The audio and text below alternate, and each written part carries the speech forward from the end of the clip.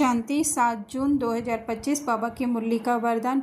त्रिकालदर्शी और साक्षी दृष्टा बन हर कर्म करते बंधन मुक्त स्थिति के अनुभव द्वारा दृष्टांत रूप भव। यदि त्रिकालदर्शी स्टेज पर स्थित हो, कर्म के आदि मध्य अंत को जानकर कर्म करते हो तो कोई भी कर्म विकर्म नहीं हो सकता है, सदा सुकर्म होगा।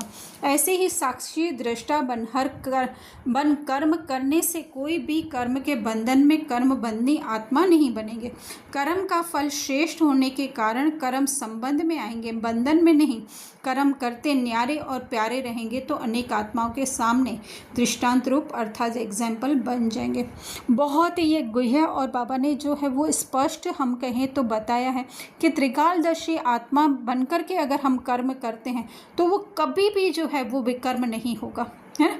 पार्ट से चाहे हमें कुछ भी प्ले करना पड़ो, किसी का अच्छा भी कर रहे हैं या हो सकता है कि ड्रामा अनुसार हमारे द्वारा कुछ ऊपर नीचे भी हो रहा है, लेकिन उस समय भी साक्षी दृष्टा बाबा बहुत ही क्लियर बता रहे हैं इसमें कि हम जस्ट वो प्ले करने वाले हैं, बाकी उसमें हमारा कुछ भी इन्वॉल्वमेंट नहीं है। या हम कहें कि कहीं पे भी हमारी ममता या मोह नहीं। जैसे एक चक्कू है तो वो चक्कू से किसी की कोई सब्जी भी काटी जाए या उससे जो है कुछ ऐसा गलत काम भी हुआ जा रहा है तो उसमें चक्कू का कोई दोष नहीं है।